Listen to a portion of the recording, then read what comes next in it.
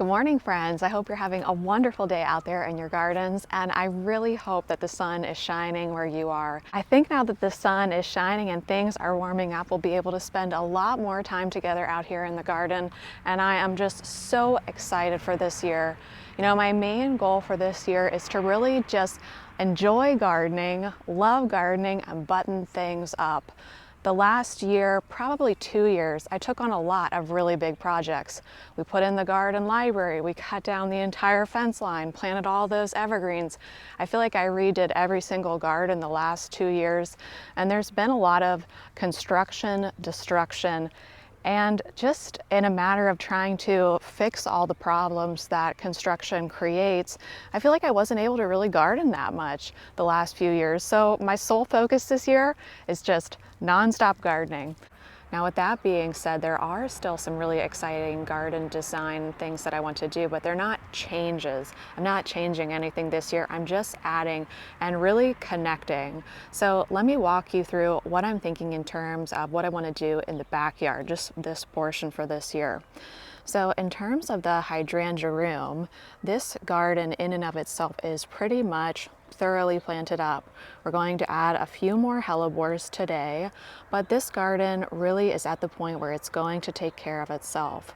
So what we're going to be working on is finally, we're going to connect what I've been calling for many years the hydrangea annex. It's the area right under this Coosa dogwood tree.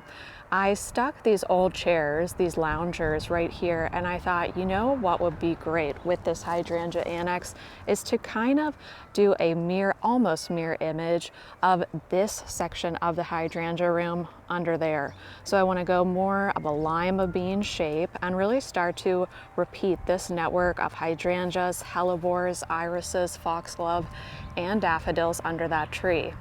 So if you can see that grass pathway that Grace just took to get her ball, in order to also help connect all these gardens together and also help to direct the flow of traffic, to help people really know exactly where I would like them to step, is I'm going to pick up the stones that I use in the hydrangea room and right here create a slightly curving pathway that will take you into the new raised bed garden.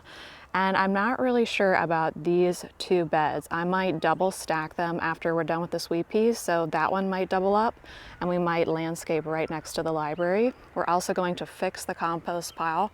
I think that's going to happen in probably 2 weeks. I'm going to do something super simple to create a compost pile. But that's kind of my main plan, is linking the hydrangea annex to the hydrangea room and just using those stones that I have in the hydrangea room to gently guide you back to what is now the raised bed garden. So I hope that makes sense, and in my mind's eye I can visualize it and it makes sense. So let's do it together this year and we'll see how it works out. The hellebore that we're going to be planting today is called Rosa, and wait until you see these blooms. I mean, that is just a work of art. The ivory, the pink.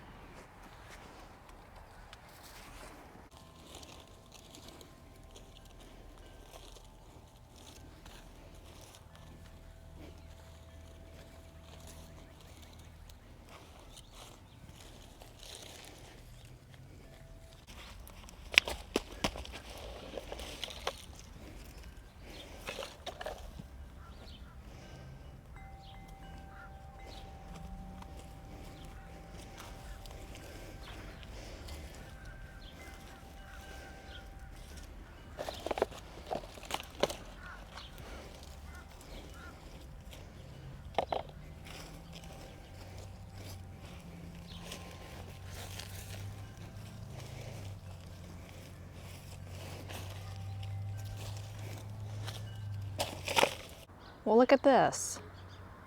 Is that a catbird? I can't tell. Is that a catbird, friends? It's looking at us. I am really close to it right now. Uh-oh. Let's go ahead and try to mark out where we want this new garden to be. Like I said, I know I want it to be the shape of a lima bean. I just don't want a perfect circle or a perfect oval under the Coosa dogwood. And I want this section, I don't know if you can see Grace right now on the camera, I want that section where Grace is sitting to really feel like a nice cozy nook. So I want to bring the garden in a little bit there. It really might just be a matter of taking it out just enough to where it doesn't look like a perfect circle. Well, I went inside to charge my camera, freshened up a bit, and then I decided it's such a nice day, let me just go ahead and dig that area up. So I took my half moon edger, edged around the new border, and removed any sod that I wanted to come up. And it looks so wonderful. And I think this is going to be a beautiful place to sit because you have 100% privacy in this area. Now what I want to do is go ahead and plant up some bare root bleeding hearts. I just got a delivery from Longfield Gardens, so let's head into the garden library and get those started.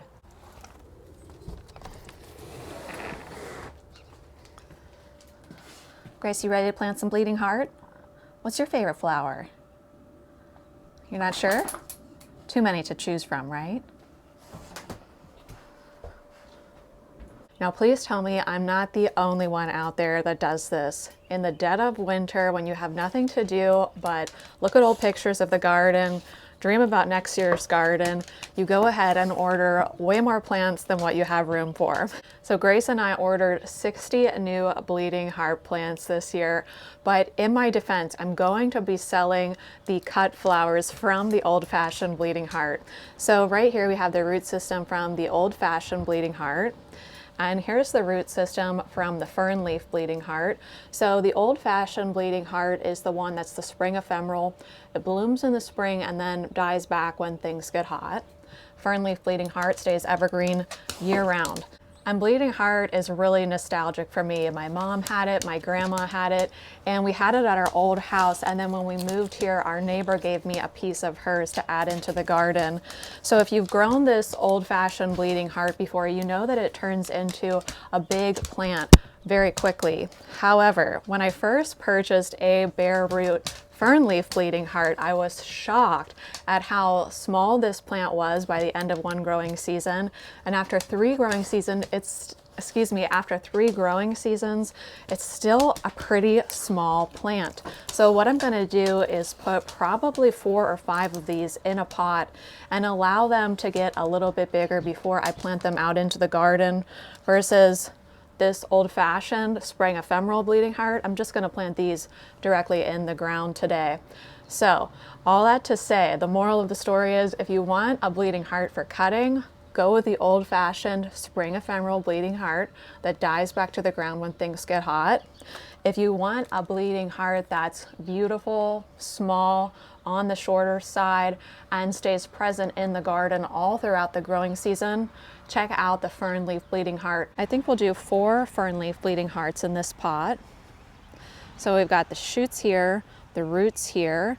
The crown of the plant is where the shoots meet the roots. So I want to plant these with the crown just slightly below the soil surface.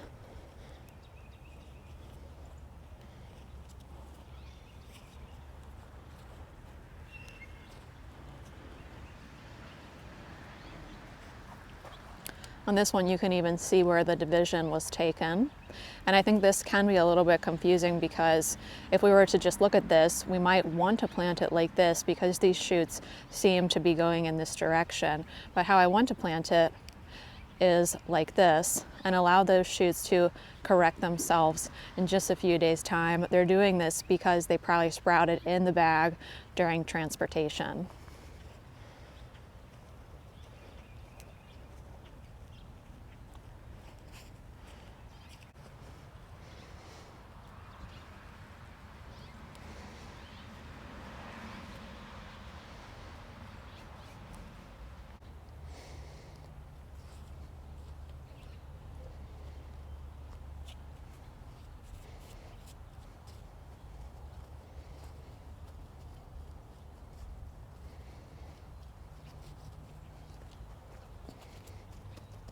Beautiful.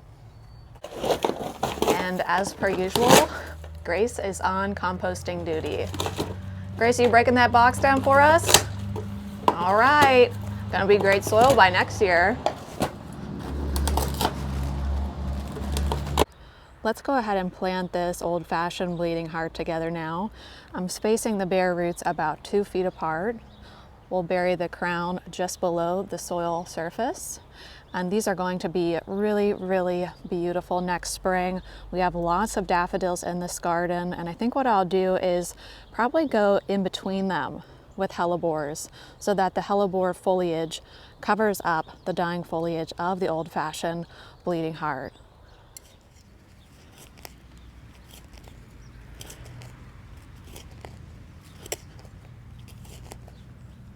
Oh, there's a bulb right here.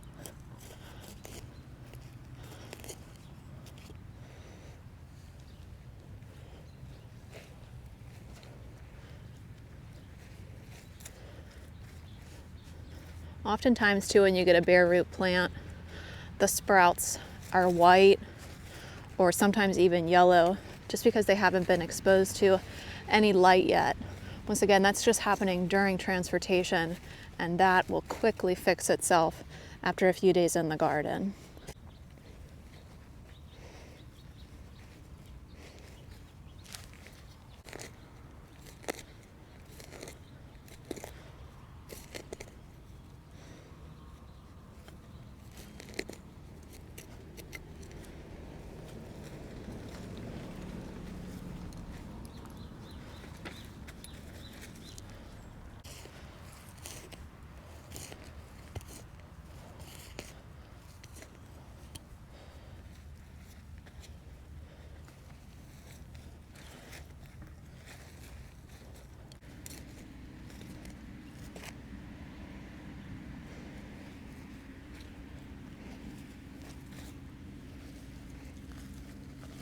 I cannot wait to see the hydrangea annex take shape this year, to get that new pathway in, and to really just button up the garden and enjoy gardening with you nonstop this year.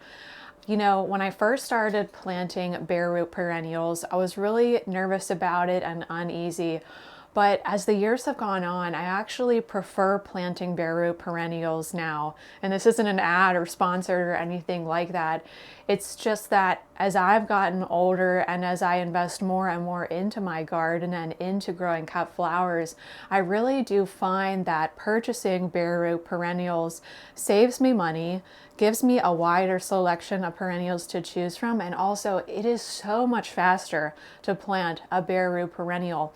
And if you're doing it in a garden setting like I am, it's really easy to just sneak those things in and around existing perennials, existing bulbs. You know, I hit a daffodil bulb as we were planting one of those old-fashioned bare root bleeding hearts, but I didn't injure the bulb because I was digging so slowly and such a small hole, so I can really get things in really tight.